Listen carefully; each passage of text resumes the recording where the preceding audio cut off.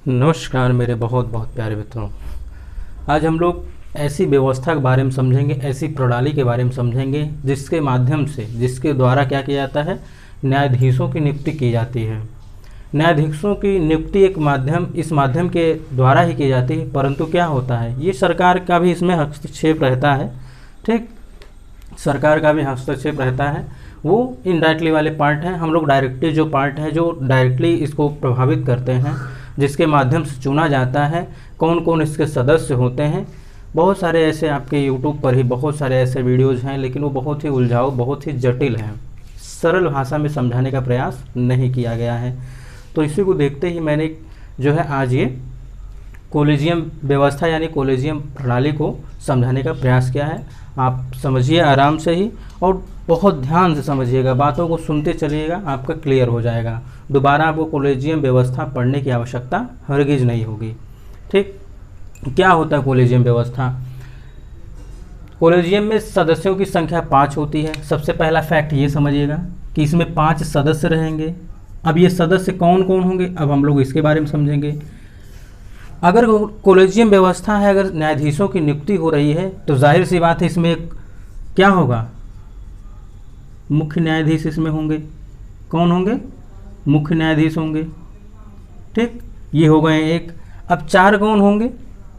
तो 4 क्या होते हैं, 5 सदस्यों में से एक भारत का मुख्य न्यायाधीश, देखिए एक भारत का मुख्य न्यायाधीश एवं 4 अन्य वरिष्ठतम का देखिए अनुभव से भी इसको लिया जा सकता है और आयु से भी। मैक्सिमम पहले आयु से लिया जाता था, लेकिन अब अनुभव को भी शामिल किया गया है।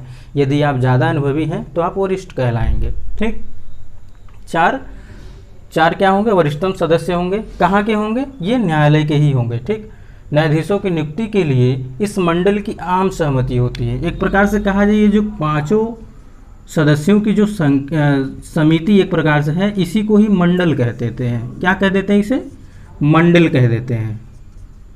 जिसमें से क्या होता है, एक तो हो जाते हैं मुख्य न्यायाधीश। अब 4 कौन होते हैं?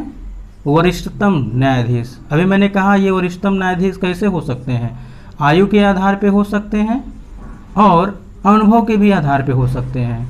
ठीक, यदि कोलेजियम व्यवस्था के 2 न्यायाधीश किसी न्यायाधीश के विरुद्ध हैं, तो राष्ट्रपति के समक्ष नियुक्ति की सलाह नहीं दी जाएगी। कोलेजियम के निर्णय में उच्चतम न्यायालय के मुख्य न्यायाधीश का निर्णय सदैव शामिल होना चाहिए। देखिए, आप समझिए कि इस चीज़ को, इस बात को क्या है इसमें प्रावधान, कि इसमें 5 सदस्य होते हैं। कोलेजियम प्रणाली क्या होती है, सबसे पहला फैक्ट आप यही समझिएगा, 5 सदस्य होते हैं, जिसमें से एक क्या होते हैं, मुख्य न्यायाधीश ही होते हैं, यानी भारत के मुख्य न्यायाधीश उसमें रहते हैं, और 4 वरिष्ठतम न्यायाधीश होते हैं। 4 वरिष्ठतम न्यायाधीश होते हैं। अब हम बात करते हैं कि इस पर सहमति कैसे होती है, चर्चा कैसे होता है, हम लोग इसके बारे में भी समझेंगे एकदम व्यवहारिक पहलू पर। मान लीजिए किसी न्यायाधीश की नियुक्ति करनी है। ठीक, किसी न्यायाधीश की नियुक्ति करनी है और ये 5 सदस्य क्या किए, 5 सदस्य चर्चा किए, बैठक किए, 5 सदस्य। अब उसमें बैठक किए तो क्या हुआ कि मत हुआ, यानी कि दो न्यायाधीश क्या हुए, 2 के विरुद्ध हो गए। मुख्य न्यायाधीश को छोड़कर 2 न्यायाधीश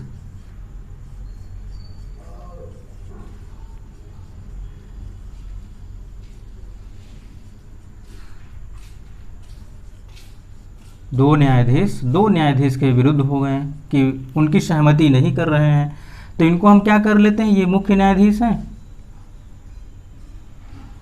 मुख्य न्यायाधीश। ठीक, और यही है वरिष्ठतम न्यायाधीश।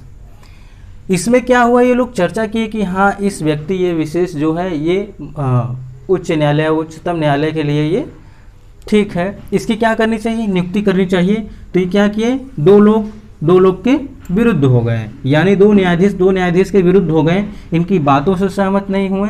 जब ऐसी स्थिति आती है, 2 लोग 2 न्यायाधीश के विरुद्ध हो जाएं, 1 लोग 3 न्यायाधीश के विरुद्ध हो जाएं, 3 लोग 1 न्यायाधीश के विरुद्ध हो जाएं। विरुद्ध होने से तात्पर्य यहाँ पे ये नहीं है कि वहाँ पे मारकाट करने लगेंगे। आप इस बात को ध्यान दीजिएगा। ये क्या करेंगे, उनकी बातों को अपने जो सह अनुभवी जो वरिष्ठतम न्यायाधीश रहते हैं उनकी क्या करते हैं, ये बातों पे सहमत नहीं होते हैं, उनकी जो एक प्रकार से जिस न्यायाधीश की नियुक्ति के लिए सिफारिश देते हैं या सिफारिश नहीं मानते हैं, तो ये क्या करते हैं, उनके विरुद्ध हो जाते हैं। तो ऐसी कंडीशन में क्या होगी, ऐसी कंडीशन में राष्ट्रपति महोदय के समक्ष न्यायाधीश की नियुक्ति नहीं की जाएगी, उनके समक्ष अपनी सलाह नहीं दी जाएगी। अब आप इसको एक बार फिर समझिएगा कि ये जो 5 सदस्य हैं, 5 सदस्य में एक मुख्य न्यायाधीश हो गया, ठीक। इसमें 4 सदस्य क्या होंगे, वरिष्ठतम न्यायाधीश होंगे। अगर चारों सदस्य में भी अगर चर्चा हो रहा है कि कोई डिबेट हो रहा है कि हाँ इनका नियुक्ति करना चाहिए, उनका नियुक्ति करना चाहिए, अगर उसमें से 2 भी न्यायाधीश अगर 2 न्यायाधीश के विरुद्ध हो गए, उनकी बातों से सहमत नहीं हुए, 1 न्यायाधीश 4 के विरुद्ध हो गए, 3 न्यायाधीश 1 के विरुद्ध हो गए, तो इस कंडीशन में, इस सिचुएशन में, ठीक, क्या होगा कि राष्ट्रपति के समक्ष नियुक्ति की सलाह नहीं दी जाएगी। अब प्रश्न आता है कि मुख्य न्यायाधीश का क्या रोल है इसमें, मुख्य न्यायाधीश का क्या भूमिका है। तो मुख्य न्यायाधीश की सहमति लेना आवश्यक है, अनिवार्य है, ठीक। इनकी सलाह यानी कि इनकी जो सहमति होती है मुख्य न्यायाधीश की, ये लेना बहुत ही ज़्यादा आवश्यक है, ठीक, कि ये भी जो निर्णय लेंगे, ये निर्णय इनका प्रभावित करेगा इस व्यवस्था में, इस नियुक्ति पर। अब इसे और व्यवहारिक तरीके से समझाना चाहें, अगर आप क्लियर हो गया होगा, फिर भी मैं एक बार समझाने का प्रयास और करता हूं ताकि आपका क्लियर एकदम बढ़िया से हो जाए। एक बार आप इस वीडियो को देख लें, आप स्वयं से लिख डालें, कॉलेजियम व्यवस्था पर स्वयं से टिप्पणी कर दें, तो यही मेरी सफलता होगी, ठीक।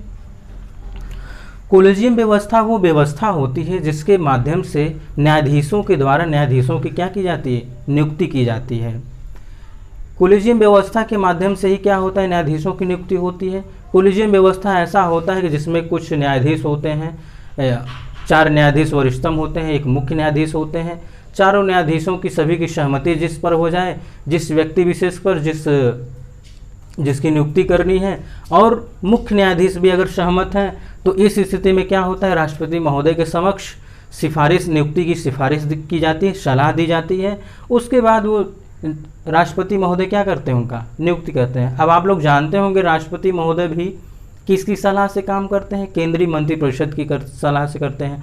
मंत्रिपरिषद किसे कहते हैं, आप ही के इस चैनल पर बहुत सारे वीडियोस पड़े हुए हैं। मंत्रिपरिषद किसे कहते हैं, मंत्रिमंडल किसे कहते हैं, मंत्रिपरिषद मंत्रिमंडल में अंतर क्या है, इस सारे शब्दों के संबंध में बहुत सारे वीडियोस हैं, बहुत सारे लेक्चर हैं। अब आइए हम लोग इसको फॉर्मेट में देखें, क्वेश्चन के फॉर्मेट में देखें कि प्रश्न कैसे बन सकता है, इसी कंटेक्ट से कैसे प्रश्न बनाया जा सकता है, टेस्ट सीरीज कैसे तैयार की जा सकती है। कॉलेजियम प्रणाली के संदर्भ में निम्नलिखित कथनों पर विचार कीजिए। कॉलेजियम प्रणाली के संदर्भ में निम्नलिखित कथनों पर विचार कीजिए। निम्नलिखित कथनों पर विचार कीजिए।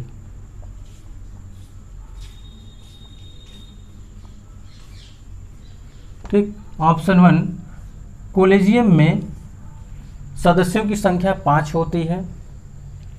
5 सदस्यों में से एक भारत के मुख्य न्यायाधीश एवं 4 वरिष्ठतम न्यायाधीश सदस्य होते हैं।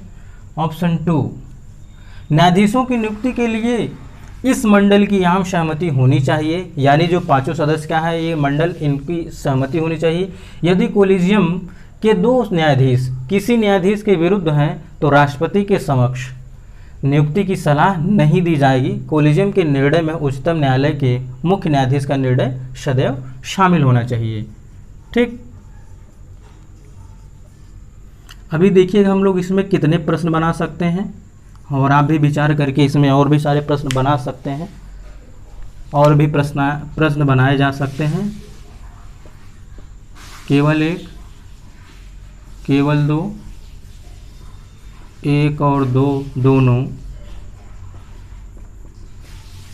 ना तो 1 और ना ही 2। अब आप देख सकते हैं हमने क्या किया, पूरे के पूरे कंटेंट को ही रख दिया प्रश्न के फॉर्मेट में, तो जाहिर सी बात है इसका आंसर 1 और 2 दोनों होगा। अब यहीं पे क्या किया जाए, आपके साथ थोड़ा सा खेल लिया जाए, गेम खेल लिया जाए। 5 के बजाय धीरे से इसको 7 कर दिया जाए, तब क्या होगा, तो केवल 2 सही होगा। फिर ये 1 क्या होगा, 1 गलत हो जाएगा, ये भी गलत, ये भी गलत, ये भी गलत, तो सही केवल ये।